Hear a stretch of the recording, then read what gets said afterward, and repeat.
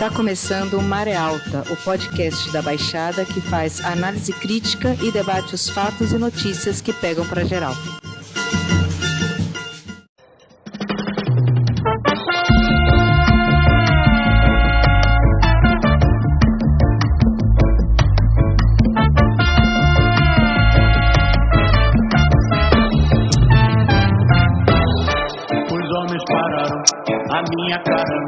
Quero um baculejo na minha catanga.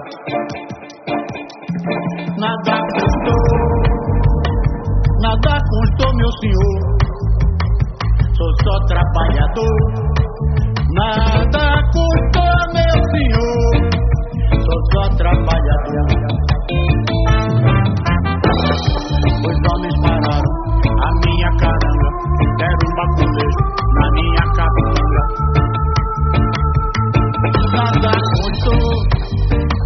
Nada custou, meu senhor. Sou só trabalhador. Nada custou, meu senhor. Sou só trabalhador. Boa noite, bom dia, boa tarde e aquele boa sorte para quem está na madrugada. Olá, ouvintes do podcast Maré Alta, estamos no ar com o nosso programa de número 38. Hoje é quinta-feira, dia 16 de setembro.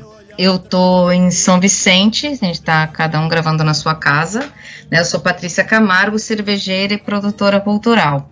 Hoje não estamos Fernando, que normalmente participa com a gente, que está gozando uma merecidas férias, mas estou com Ricardo Rugai e com uma convidada, Gabriela Ortega.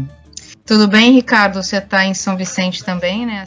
Ricardo é professor de História e cervejeiro e vai falar também o som do dia.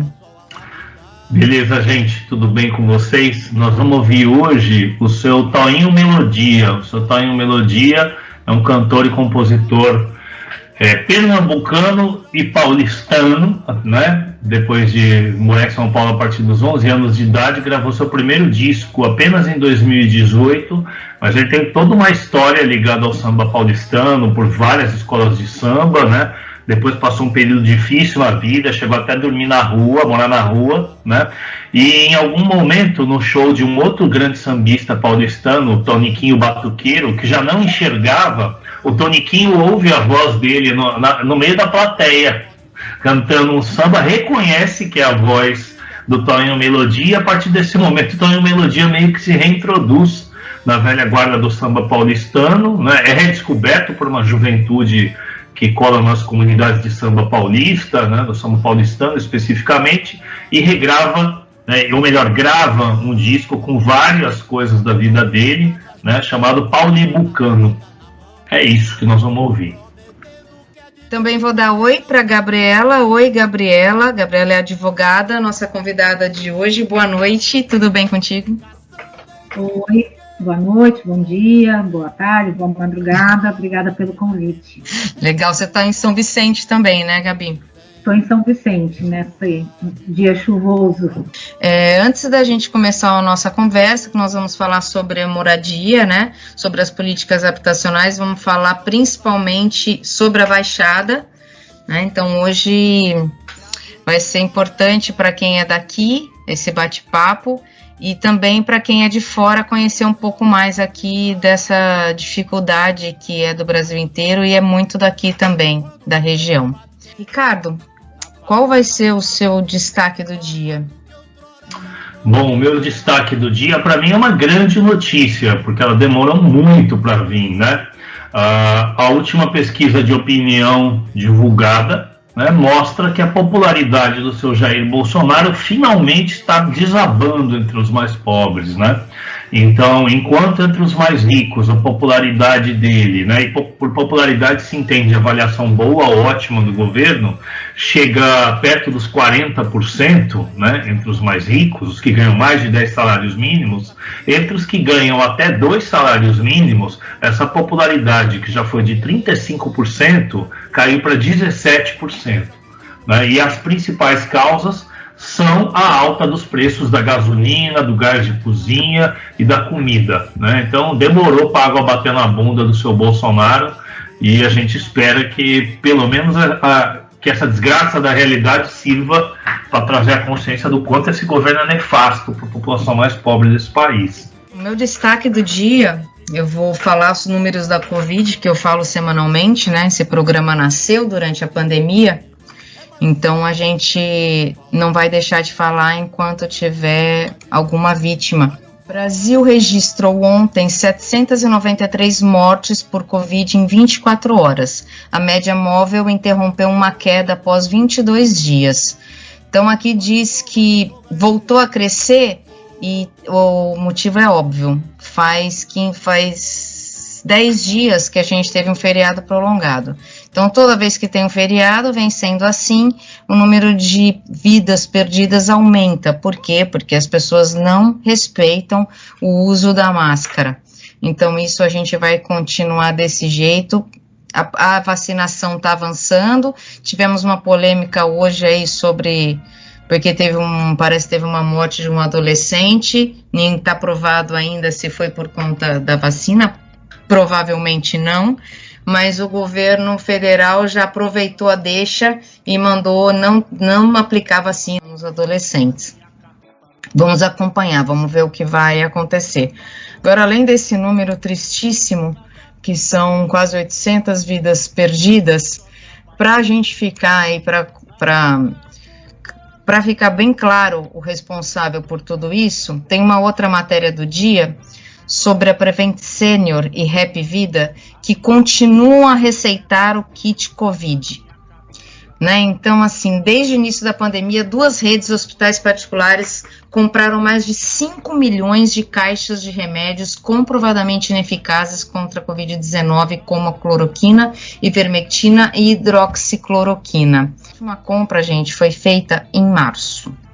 Bom, vamos entrar no assunto do dia com a nossa convidada, é um assunto triste, pesado. A Gabriela Ortega, ela é advogada popular, ela também é diretora da Associação Cultural José Marti, ela é membro da RENAP, que é a Rede Nacional de Advogados e Advogadas e Advogados Populares, da ABJD, que é a Associação Brasileira de Juristas pela Democracia, e do grupo BR Cidades. Gabi, vou pedir para você contar um pouquinho sobre você, sobre o seu trabalho, né? Como que é o direito nas lutas populares, fala um pouco da associação e por que você está aí na luta pela moradia. Desde quando você está nessa luta? Bom, eu estou na luta da moradia não faz tanto tempo assim, né? Se comparar o tanto tempo que eu estou na militância, eu acho que eu já nasci na militância, por conta até do meu pai, da minha família. Mas eu estou na luta da moradia especificamente por 2 grandes amigos nossos, que são amigos em comum, que é o Ailton Martins e a Bruna Azevedo. Eles estavam acompanhando uma ocupação no morro, a Bela Vista, e essa ocupação estava bem problemática, estava já com a ordem de despejo na polícia para fazer, né, a reintegração, o despejo. E aí eu acompanhava pelo site e me ofereci para ajudar, e foi muito sucesso, a gente conseguiu realmente brecar a reintegração de posse e a comunidade está lá até hoje, né? Tem o processo judicial, mas eles estão lá e estão se consolidando. E eu faço parte da Associação Cultural José Marti, como você falou, essa associação existe desde 2012, mas eu estou mais junto à associação desde 2015, né? Eu passei muitos anos em São Paulo, na capital. Em 2015 eu comecei a retornar lentamente, assim, paulatinamente para a Baixada, para inclusive ajudar um pouco na associação, né, a parte burocrática. E aí fui transferindo a minha vida para cá, e de tal forma que agora eu estou realmente 100% aqui na Baixada. A José Marti, ela é um espaço que nasceu para fazer a solidariedade a Cuba, né? Existem outras José Martis pelo Brasil inteiro, mas aqui de Santos, por conta até da gente ter uma sede, a gente ultrapassou essa questão de Cuba, né? A gente faz a solidariedade a Cuba, mas também a gente faz outras lutas aí, enfim, a nossa sede se transformou num polo aglutinador dos movimentos sociais, dos coletivos, partidos, né? E ali acontece de tudo um pouco, e até festa, né? E é isso. Gabi, fala um pouco pra gente, pensando em termos de Baixada Santista, né, que são 9 cidades, né, se a gente pegar desde lá de Peruíbe, né, até Bertioga, mas aqui mais pro centro da Baixada São Vicente, Praia Grande, Santos, Guarujá, Cubatão, qual é o quadro geral da situação de moradia, ou de falta de moradia, ou de péssima moradia? Como é que as prefeituras têm lidado com essa situação aqui na região? Eu vou até aproveitar e vou completar a pergunta, porque também aqui a gente tem algumas situações, né? A gente tem problemas no morro e tem problemas no mangue também com as palafitas, né? Isso. Eu sempre falo que Santos tem dois títulos muito controversos, né? A gente tem o maior porto da América Latina, que movimenta, enfim, milhões, eu nem sei quanto. E, por outro lado, também a gente é a maior favela de palafitas, né, do Brasil. Alguns dados falam da América Latina. Para quem não conhece a nossa região, né, palafitas são essas casas construídas sobre o mangue, né, e aqui, como até o nome do podcast, quando a maré sobe, às vezes inunda essas casas, e são casas sem nenhum saneamento, enfim, então você tem vários problemas ali para quem mora, de odor, de crianças que caem na maré, que se machucam, que se afogam, que se cortam. É um problema muito grave aqui da nossa região. E por outro lado, o morro, né, que são as áreas de risco. E a gente, infelizmente, vê várias situações de deslizamento. Há pouco tempo teve os deslizamentos em Santos, no Guarujá. Voltando à pergunta do Rugai, eu não saberia nem por onde começar, tamanho é a tragédia habitacional que a gente vive, né? Eu acho que o país está vivendo essa tragédia habitacional, que a gente já vinha numa toada muito ruim, e a pandemia escancarou, né? A pandemia escancarou, acho que todo o nosso lado escuro, sombrio, e da moradia, então, expôs muito mais essa problemática, né? No momento que a orientação era ficar em casa, não aglomerar, a gente viu inúmeras pessoas sem casas e morando em coabitações, enfim. Os programas habitacionais que a gente vê aqui na nossa região, eu, na minha percepção, julgo totalmente inadequados, defasados e como se enxugar gelo. Aqui a gente tem essa prática dos predinhos, né? Construir predinho e tirar as pessoas de uma palafita e mandar para predinho, tirar do morro e mandar para predinho. E a Coab tem já diversos problemas, né, orçamentários, as contas não são aprovadas quase todo ano, tem alguns problemas, mas segue, né, essa política da construção de habitação popular e encaminha essas pessoas. Eu digo que é enxugar gelo porque você tira, às vezes, uma pessoa de uma palafita ou de um outro bairro popular, né? E a gente sabe, o Gai sabe melhor que eu, vocês já falaram aqui no podcast várias vezes, a questão do desemprego e o contingente enorme de pessoas vivendo de bico, né, de forma autônoma. E aí essas pessoas, então, são retiradas de um lugar que elas não pagam nenhuma taxa e são removidas para um prédio, que ali tem a prestação do apartamento, que tudo bem, é baixa, porque é pela renda, né? Mas aí tem o condomínio, né? Tem a água, tem o gás encanado e a conta não fecha, né? Eu fiz uma pesquisa no final de 2009 no Conjunto Habitacional Santos Ó, e eu entrevistei 75 pessoas. Essas pessoas, a maioria, ganhavam um salário mínimo ou menos, né? E a conta chegava, pagando tudo, R$500. Né? Óbvio que essas pessoas estão saindo de lá, estão voltando para as palafitas, para outros lugares que não são ainda regularizados, né? E essa, infelizmente, é uma prática de toda a Baixada Santista, assim. E tem um agravante, né? Nós não temos dados. O Brasil não tem os dados muito atualizados sobre a habitação.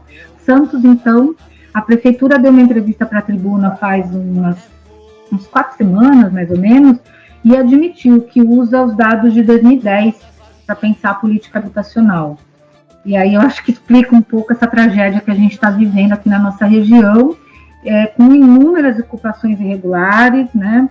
Não são clandestinas, como eles gostam de dizer, porque estão aí, todo mundo está vendo, mas são irregulares, são precárias, e são justamente nas áreas mais sensíveis, que é no mangue, que é uma área de preservação ambiental, ou em área de risco, que são áreas que é onde sobra, né, para o povo trabalhador conseguir morar. É onde o mercado não toma conta, o povo, então, consegue ali construir uma casinha, primeiro um barraco, e depois vai montando de alvenaria, como pode, enfim. Então, eu acho que a nossa política está bem defasada, está, enfim, de mal a pior.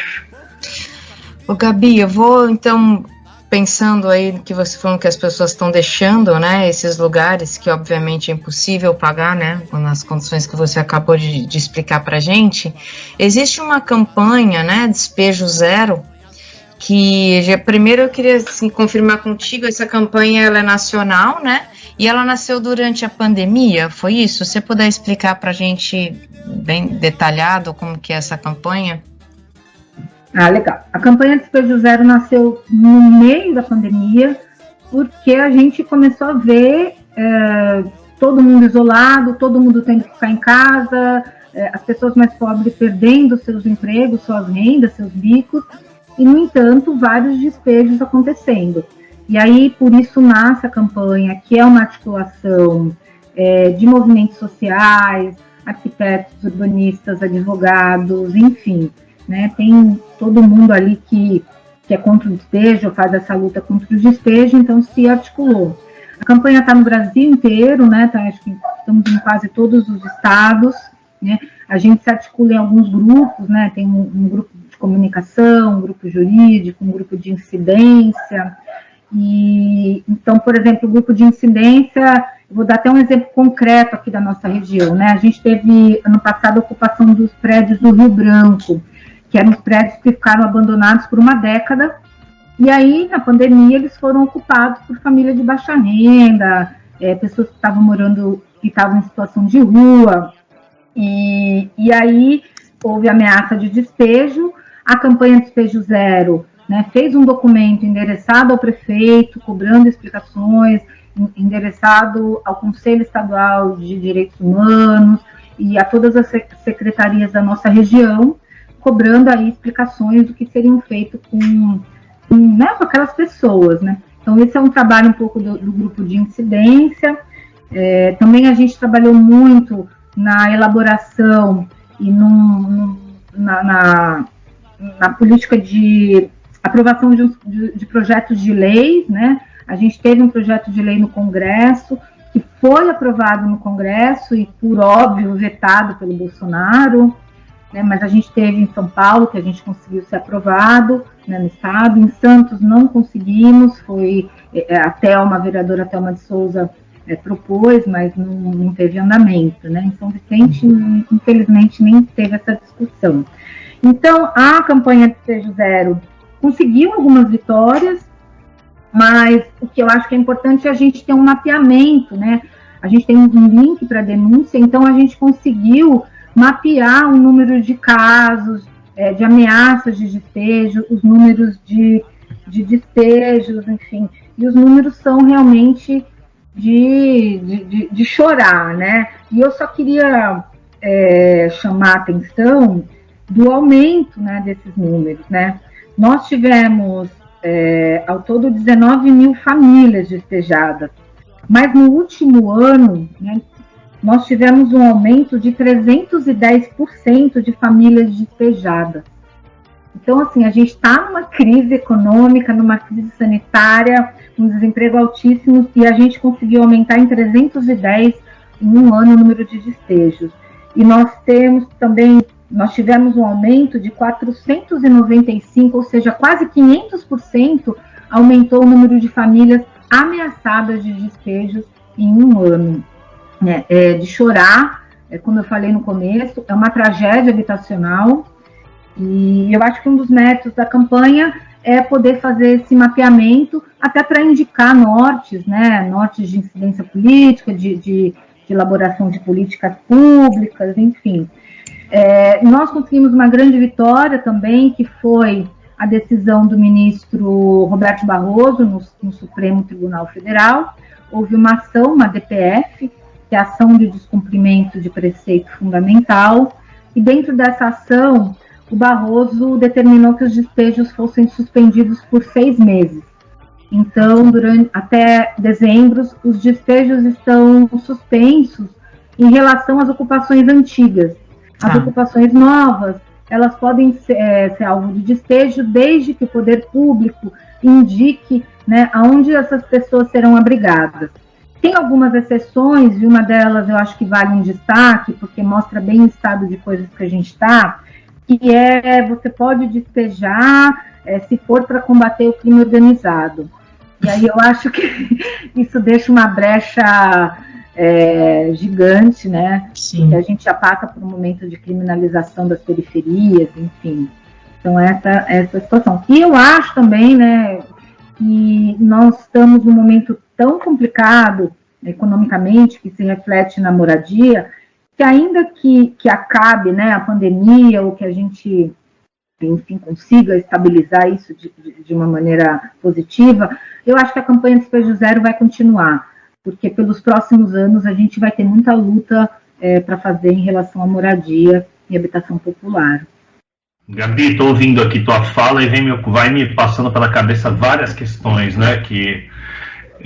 Uma é que houve mesmo, talvez por parte da esquerda, uma ênfase muito grande na coisa do auxílio emergencial, né, como medida durante a pandemia, mas ao contrário de outros países, não houve muita ênfase na coisa do congelamento dos aluguéis, ou de isenção de aluguéis, ou de proibição dos despejos, como aconteceu em alguns países, né, a própria América Latina, né.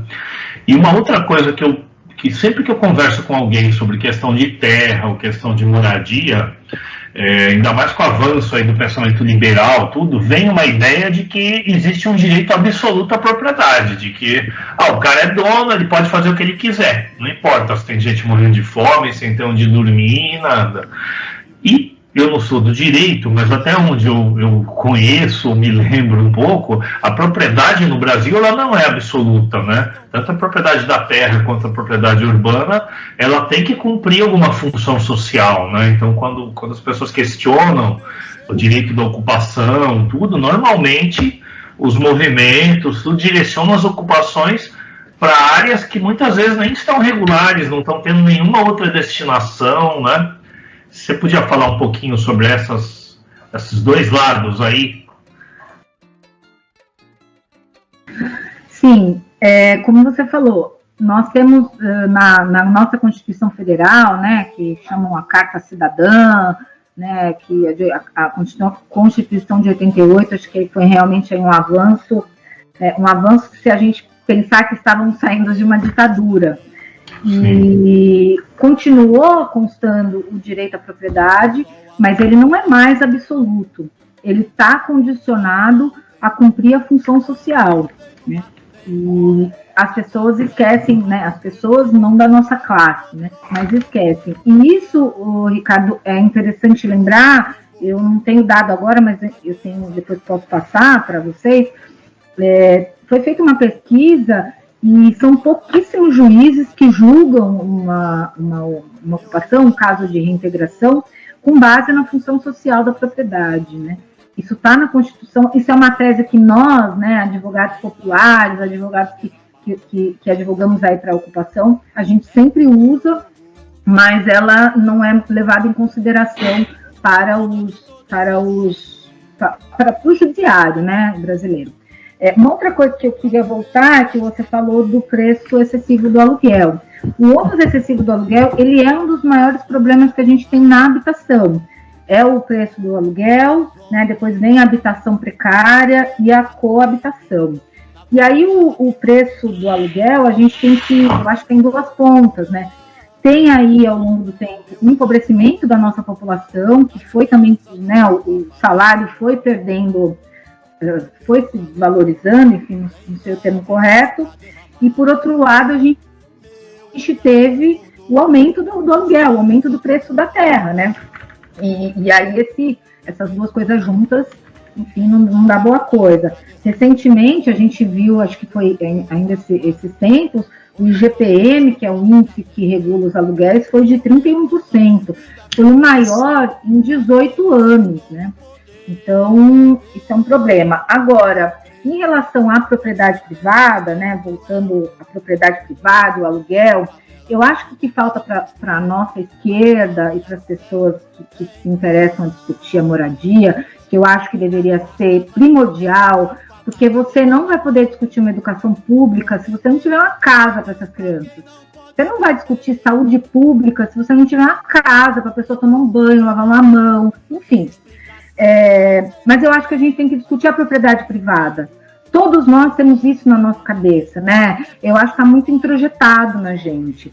E o programa Minha Casa Minha Vida, que recentemente foi o programa habitacional de maior impacto no nosso país, e realmente produziu muita habitação. Enfim, pelo lado positivo, eu acho que não tem que se falar do Minha Casa Minha Vida. Gerou emprego, gerou casa, tirou gente de situações bem degradantes. No entanto, ele também teve um lado ruim de ter valorizado demais a terra, né? Eu tenho um dado aqui, Rugai, que de 2008, né, de janeiro de 2008 a março de 2018, o preço dos imóveis cresceram 257%. Então, 2008, 2018, 257%. O salário mínimo cresceu 130%. Então, essa conta aí não fecha, né? E aí, no meio disso tudo, a gente teve junho de 2013, que parte da esquerda ainda tenta jogar isso daí para baixo do tapete. E eu acho que 2013, né, a jornada de 2013, estão aí também para a gente discutir essa política habitacional que a gente teve nos governos progressistas, nos governos populares, que com todos os acertos, eu acho que a gente não mudou o paradigma da habitação social. Eu acho que a questão da propriedade privada, ela deveria ser... A gente tem que debater mais isso, amadurecer mais isso e pensar no outro modelo, locação social, enfim, alguma outra coisa para a gente também abaixar a bola, né, desse preço da terra, que o nó é o preço da terra, né? Eu tô lembrando aqui, você tá falando, e eu posso dar um depoimento pessoal meu, porque eu morava em São Paulo nessa época, entre 2009 e 2011 e tudo, e eu tive Minha Casa Minha Vida, né? O lugar que eu moro hoje é fruto de eu ter vendido um apartamento que eu tive em São Paulo, no Campo Limpo, lá pra Zona Sul, e na época, quando eu fui, até por motivação minha mesmo, de ter a casa própria, eu fui estudando um pouco a coisa do Minha Casa Minha Vida, e tinham duas modalidades. Tinha uma modalidade de 1 a 3 salários mínimos, que seria para ter convênios com os movimentos sociais sem teto, para você construir em mutirão, para privilegiar as zonas mais centrais, ou nem tão afastadas assim, né? A segunda modalidade, que era de 3 a 6 salários mínimos, era via construtora. E aí as construtoras, lógico, escolhiam terrenos mais baratos para aumentar a margem delas, e era lá na casa do chapéu, né? Então era muito longe, e aí reproduz toda essa lógica de você morar longe, num cubículo de 43 metros quadrados, no meu apartamento, 43 metros quadrados com 2 quartos, você imagina o tamanho, e lá pro fundão do Campo Limpo, né? Então elas valorizavam essa terra e tudo ao redor ia acontecendo esse processo aí, né? E eu, se eu não me engano, de 100% das verbas do Minha Casa Minha Vida, menos de 10% foram direcionadas para essa modalidade em parceria com os movimentos sociais, construído em mutirão, em zonas mais centrais. Eu acho, Ricardo, que muito menos que 10%. O último dado que eu vi era muito pequeno para essa modalidade, que era o Minha Casa Minha Vida Entidades, né? E esse Minha Casa Minha Vida Entidades, então, eles escolhiam um terreno, escolhiam um projeto, né? As pessoas já sabiam qual apartamento seria o dela, elas iam acompanhando a obra. E hoje, aqui falando aqui da nossa região, no Jardim São Manuel, que é em Santos, ali na entrada da cidade, né? Quando você chega em Santos, você passa ali pelo São Manuel, tem o conjunto habitacional Santos Ó, que é o que eu falei que eu fiz uma pesquisa, eu tenho acompanhado os moradores lá, é um conjunto novo, eu acho que ele é de 2019, 2018. Vocês não acreditam a qualidade do prédio, né? Por exemplo, as paredes do meio já nem são paredes, né? Só a carcaça que é parede de bloco. No meio não é. Então, tudo divisória, né? Isso. Se você quiser colocar um armário, né? Esses armários comuns de cozinha, você tem que reforçar. E tem rachaduras, o solo, a garagem, o piso está pipocando. Tem alguns apartamentos que a rachadura está enorme, treme. E aí foi dito o seguinte, a Defesa Civil foi lá, e segundo as moradoras me contaram, o laudo, né, foi o seguinte: olha, aqui era área de mangue, e então por isso que treme, mas vai tremer só durante 5 anos. Depois ele vai assentar. Nossa, gente. Então tá bom, né, gente? Se der tudo certo nesses 5 anos, nossa, que absurdo. Então, assim, eu acho que o Santos Zó, que é esse conjunto habitacional, eu uso ele muito de paradigma para minhas falas, porque ele reúne tudo que é de pior, né? A qualidade da construção, a maneira como as pessoas foram chegar lá, porque foram removidas da Rua João Carlos de maneira administrativa, né? Para quem não sabe, você, para ser despejado, reintegrado do lugar que você mora, precisa de um processo judicial. Você tem que receber ali na sua casa um mandato mandando você sair. Não sem antes você se defender. Isso está na lei, isso é um princípio muito caro de uma democracia, né? E o despejo administrativo, que também está ficando um pouco na moda agora, é a prefeitura indo lá e despejando, né? A prefeitura tem um poder de polícia, né, que está previsto também, dentro do direito administrativo, e aí ela usa isso de maneira muito exagerada e promove alguns despejos, que eu falo que é um despejo no gogó. Então, o Santos Zó, as pessoas chegaram no Santos Zó depois de um despejo administrativo, né, chegaram sem poder pagar tudo aquilo, e chegaram num conjunto que tem vários problemas, né? Uma outra coisa também que eu queria chamar a atenção, eu já fiz essa denúncia ao Ministério Público, e muito provável vire um inquérito, como a política habitacional da região, ela é construir prédio, e esses prédios não são dados, eles são financiados, eles precisam comprovar renda. E a gente sabe, vocês sabem melhor que eu, que muitas pessoas não têm comprovação de renda, né? Tem gente que trabalha feira, segurança, bico, enfim. E aí a Coab e CDHU usam de um artifício bem desleal e ilegal, né? Eles convencem a pessoa a assinar uma declaração que ela ganha um salário mínimo e fala, olha, você tem que assinar que ganha um salário mínimo, senão você vai sair daqui e vai perder tudo. A pessoa assina, né? Óbvio.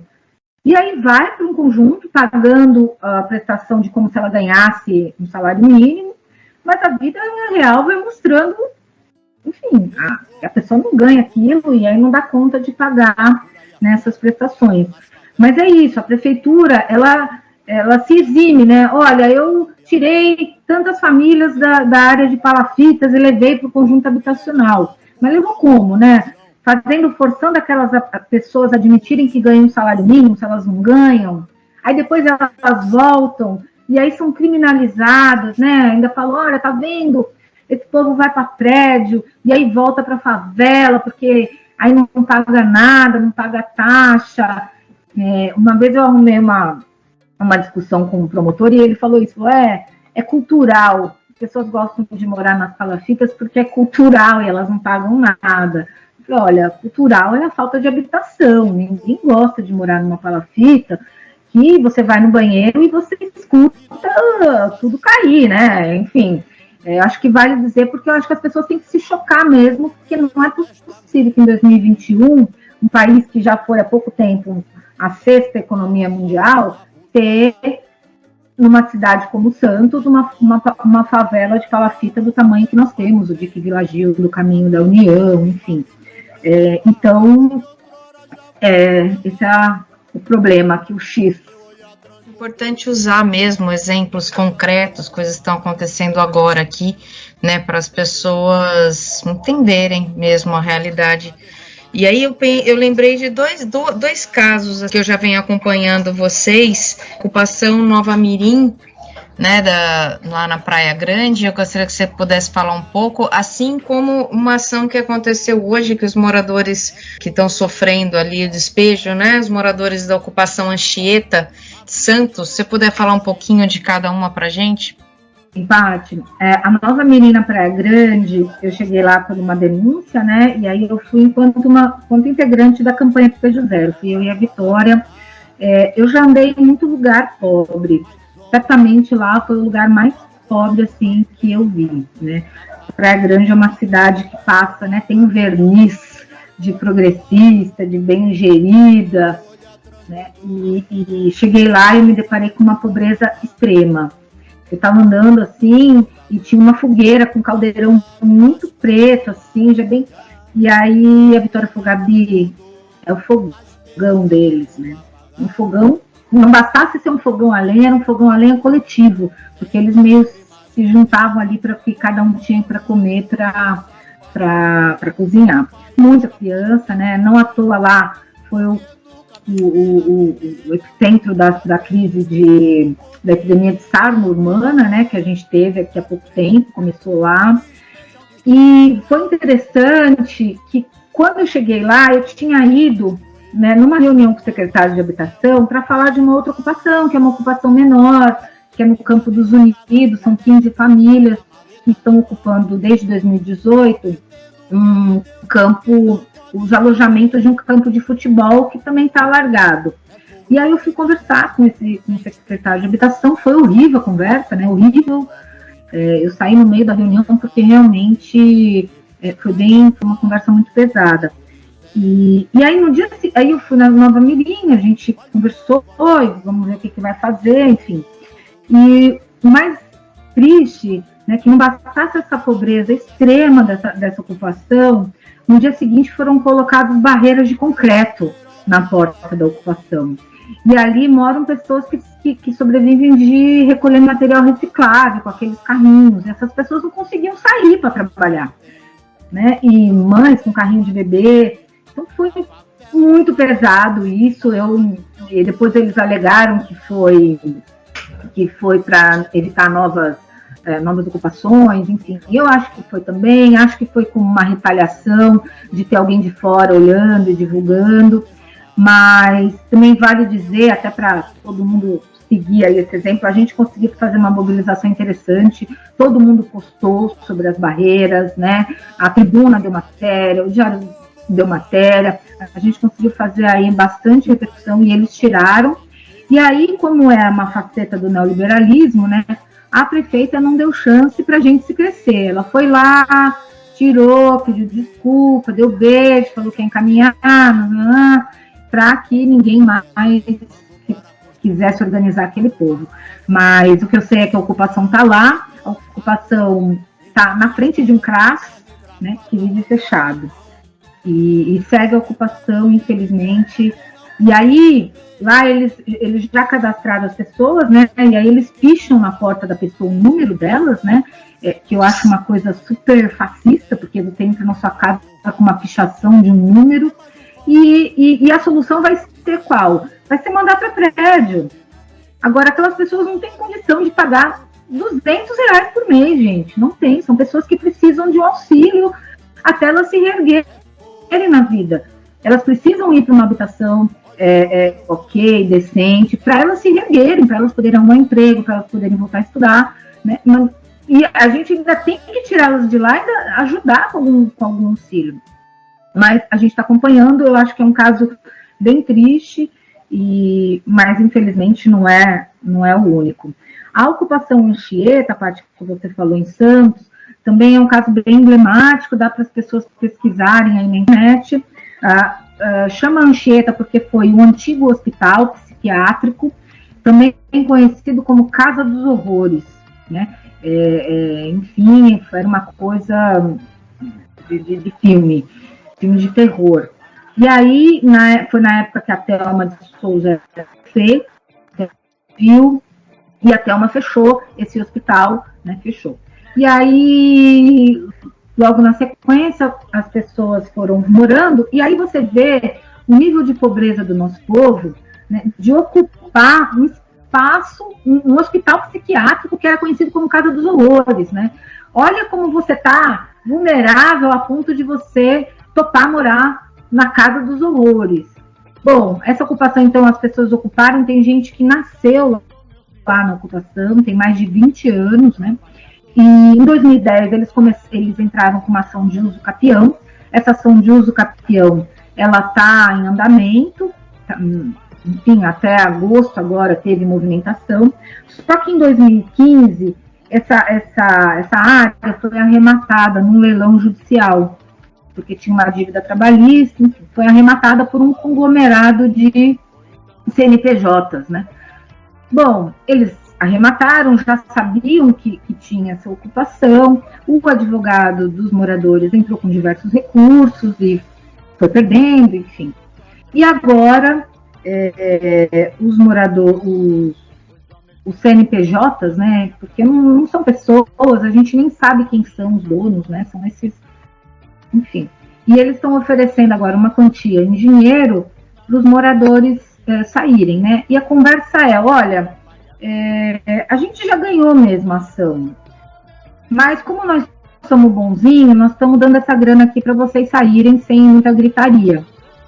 Quando eu fui na reunião com os moradores, eu fui pensando, poxa, todo mundo vai aceitar, tá todo mundo duro, sem grana, mas eles ficaram meio ressabiados. E na terça-feira teve uma reunião lá na ocupação e em assembleia os moradores decidiram que aquilo é uma questão, não é uma questão de dinheiro, é uma questão de moradia. Eles não querem o dinheiro dos empresários e eles querem lutar até o fim. Então começaram hoje uma luta, eles foram na Câmara, foram muitas pessoas na Câmara e aí a ideia é realmente começar a fazer algumas mobilizações. Uma das propostas que a gente está montando, né, e para levar não só para os empresários, mas para o poder público, é que uma parte da área seja desapropriada, os empresários constroem o que eles quiserem construir numa parte do terreno e na outra parte constrói um prédio para essas 60 famílias que ali estão morando. Isso está dentro da lei, ninguém está isentando nada, isso é um instrumento que está no Estatuto da Cidade, né, desapropriação judicial. Então, eu acho que é bem viável, o que precisa mesmo é vontade política. Essa região é uma região central na nossa cidade, ela é bem após quando você chega em Santos, você passa pelo morro, tem a Santa Casa, depois logo tem a Vila Belmiro, então é uma região bem central, bem servida de hospital, de mercado, de escola, de creche, de transporte público, é perto da praia. Então é importante que a gente mantenha essas pessoas nesse local, né? Você vai tirar e vai dar um dinheiro que ou elas vão comprar um barraco na palafita ou numa área de risco.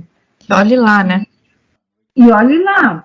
Então, e eu entrei em contato, a gente conseguiu que fosse instaurado um inquérito civil, né, para que o Ministério Público também interceda. Porque, em que pese parecer que é uma situação privada, né, um acordo privado, tem uma questão social de fundo, né, que são a moradia dessas pessoas.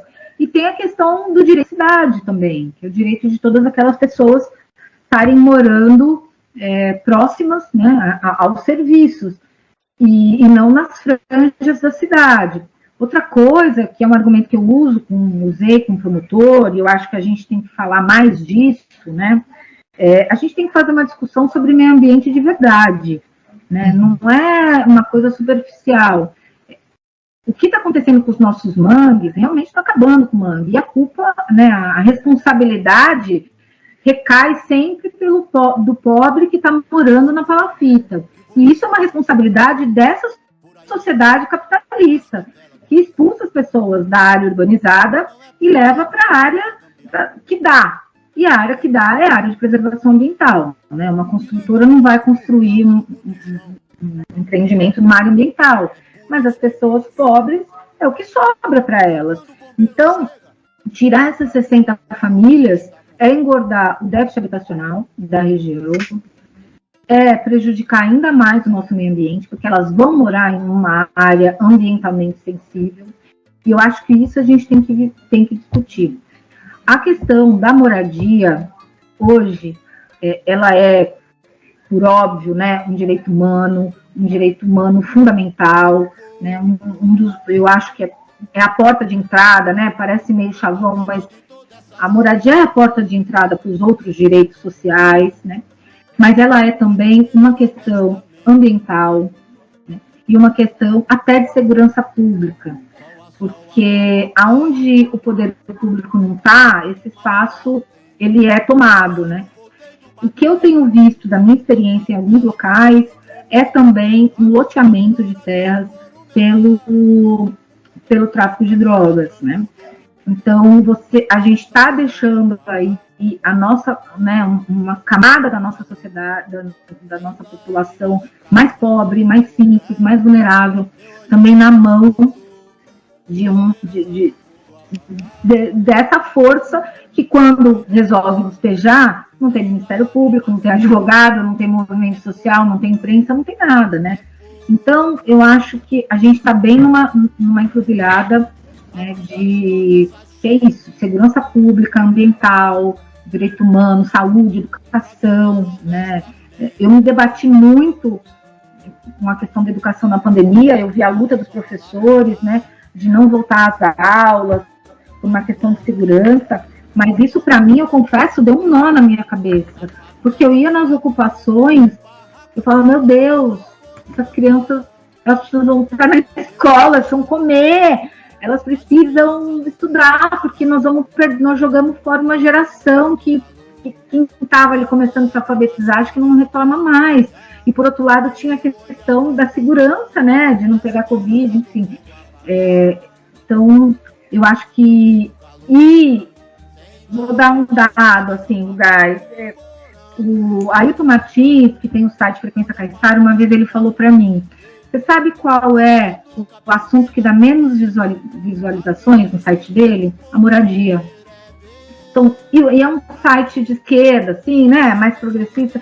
Então, assim, é um assunto que ninguém se debruça para discutir, né. Não sei se não dá voto para quem é da esquerda eleitoral, ou dá muito trabalho para quem não é, não sei. Eu sei que é um assunto que eu acho que a gente deveria tratar aí como prioridade, principalmente nesse momento agora. Nos últimos anos, não é uma nem duas, né? Mas são vários movimentos de ocupação que a gente está vendo aqui na Baixada, né, Gabi? Teve o Morro de Tararé um tempo atrás, tem o 1113, né? E tem o pessoal, vocês estiveram envolvidos com todos eles, né? Lógico que a luta pela moradia sempre existiu e é uma luta, às vezes, pessoal, familiar, de pequenos grupos, espontânea pela sobrevivência. Mas você enxerga nesses movimentos todos aí dispersos, nesses vários lugares, algum sentido de que isso possa estar caminhando para um movimento mais organizado, mais coordenado? No meio de toda essa dificuldade que a gente tem vivido com esse governo, com essa pandemia, você tem visto sinais de que esses movimentos de moradia estão dando um passo além, comparado com algum tempo atrás, com todas as dificuldades que a gente sabe, né? Eu vou completar a pergunta do Rugai, porque também era uma que eu queria fazer aqui, até para a gente fechando, né? Quem que está junto com você nessa luta? Você já foi citando alguns nomes, né, desde o começo. Esse grupo é pequeno. Na comunidade vão aparecendo líderes que vão se envolvendo com vocês nessa luta. A comunidade entende o trabalho de vocês? Vocês são bem recebidos quando vocês chegam?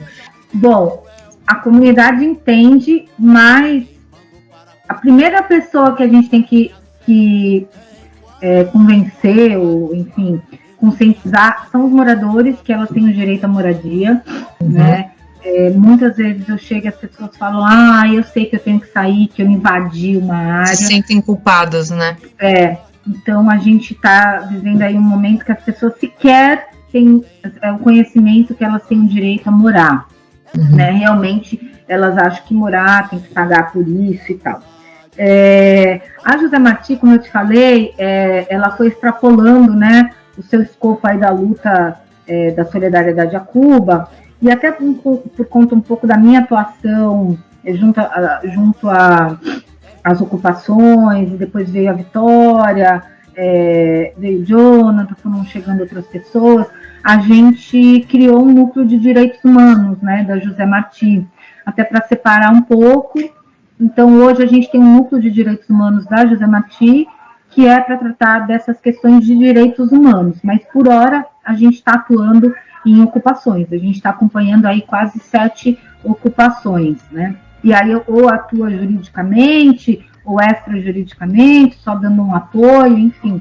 E às vezes é ajudar a fazer uma reunião, ensinar a fazer uma assembleia, ajudar a fazer um ofício, fazer um documento. Então a gente está atuando. Tem o Ailton, que é sempre aí um parceiro, a Nicole também, que é uma companheira que eu faço bastante coisa com ela, eu gosto muito da maneira como a gente encaminha as ocupações, né? E eu estou animada, né? Por um lado, eu tenho visto o que aconteceu no Anchieta, essa insurgência, sabe, do pessoal de falar, não quero dinheiro, eu quero morar, e com muita garra e com muita firmeza, isso me deixou com meu coração quentinho. No São Manuel, também na Rua João Carlos, tem uma ação judicial e tem sempre uma ameaça de despejo. Essa semana as máquinas da prefeitura foram lá, e quando eu cheguei lá, eu fui correndo, eu falei, ué, cadê? Doutora, já colocamos para correr. Diz que subiram nas máquinas, se penduraram nas máquinas, bom, sei que os caras foram embora. Então eu estou sentindo que o povo realmente chegou no limite e agora, sabe, não tem mais nada para perder, vamos lutar. Eu, Gabriela, da minha percepção, eu não acho que a Baixada Santista tenha hoje movimentos de moradia que façam uma luta, tá? Se você entrar no site da Coab, tem cadastrado 70 movimentos, mas não atuam um conselho de habitação, enfim, deixa muito aquém aí das demandas que tem, né? Você não dá para você ter um conselho que fala de moradia e que é contra as pessoas que ocupam para morar, né? Então, é um conselho totalmente cooptado aí pelo poder público. A gente já teve, né, bastante movimento de moradia aqui, tem pessoas históricas que fizeram lutas lindas, hoje não temos, e aí eu tô achando, né, tô animada porque eu tô vendo surgirem lideranças que não têm a mínima formação política, não sabe o que é direito à moradia, não sabe o que, enfim, quer fazer um ato, mas tem a indignação dentro, né, tá com a indignação ali à flor da pele. Então eu acho que a gente está caminhando para realmente formar aí algum movimento. E também tenho achado muito legal como eles já estão se conversando, né? Como também tem pouca gente na luta, né? Muitas vezes são as mesmas pessoas, eu, a Nicole, a Vitória, o Jonathan, a gente mesmo faz essa ligação de uma ocupação com a outra. Né? Então hoje, por exemplo, a ocupação Anchieta foi na Câmara de Santos, o pessoal da ocupação Itararé, que é de São Vicente, foi na Câmara de Santos ajudar, dar um apoio para a ocupação Anchieta. O pessoal da Bela Vista, que é no Morro, também foi hoje prestigiar. Então, eu acho que as ocupações também estão entendendo a gravidade, também estão entendendo que o problema não é individual, não é só daquela comunidade, e estão começando a se articular para fazer atos juntos, né? Eu tô animada.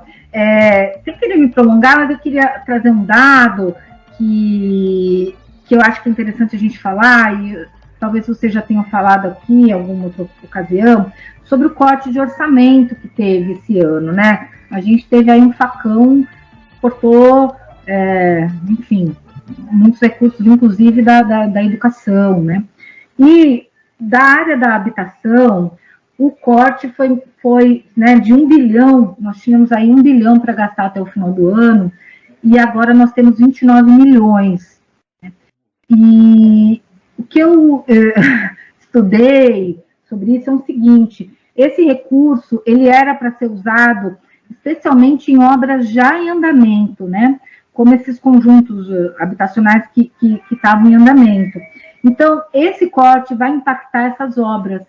A previsão é que mais ou menos 600 obras no nosso país sejam paralisadas.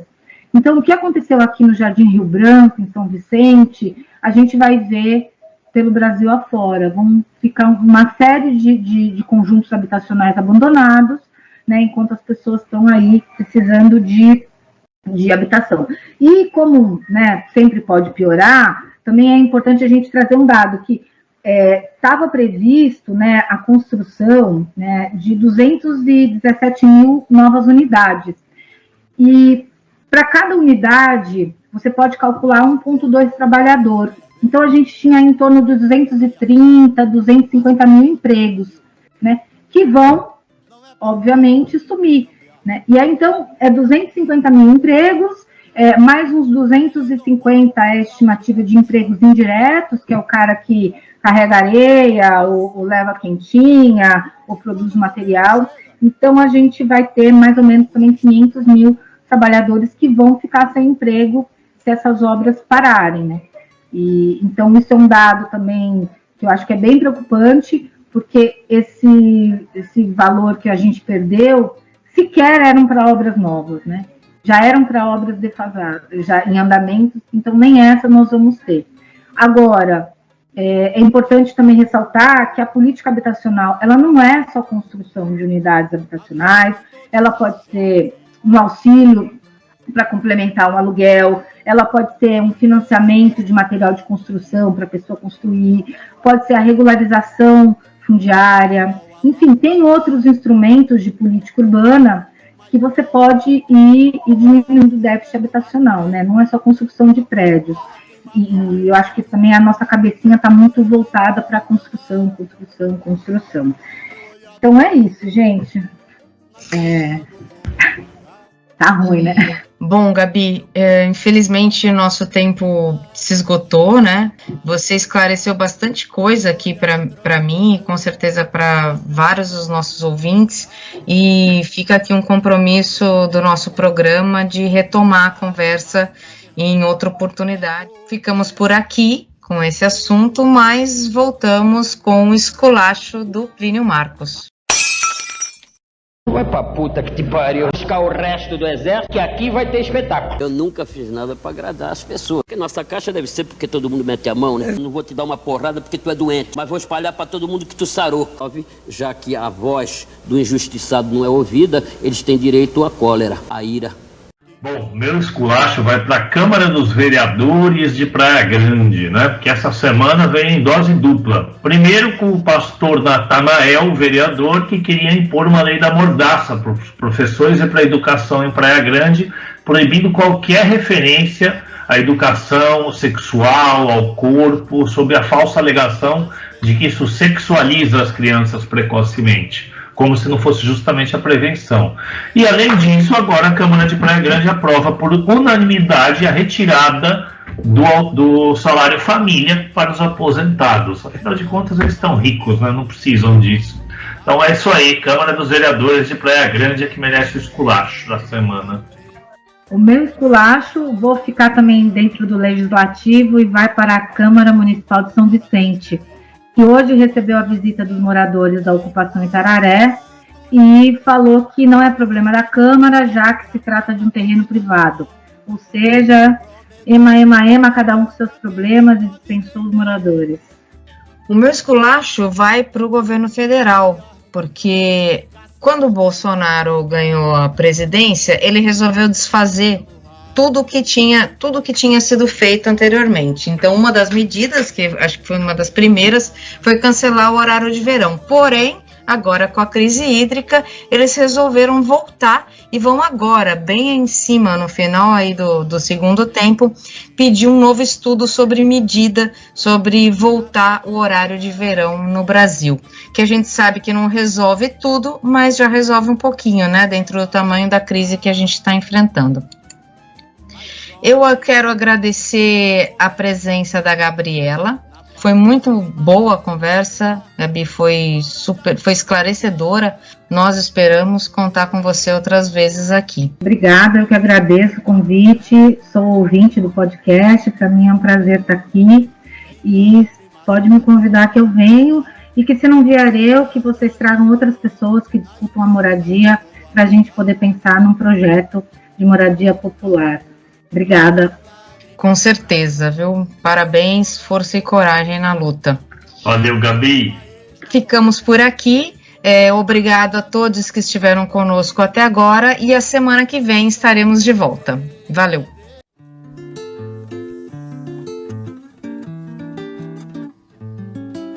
Esse fogo que vocês veem por aí afora, nas favelas do Brasil, não é por causa da gambiarra, nem por causa do gado, e nem tampouco por causa do botijão. É pura especulação. E quando o bombeiro chega, o fogo já está consumado.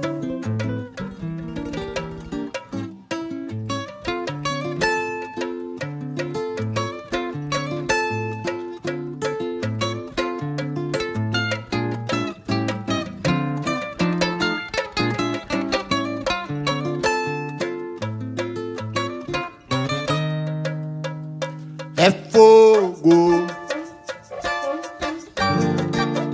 a vida de toda essa gente, pra viver honestamente,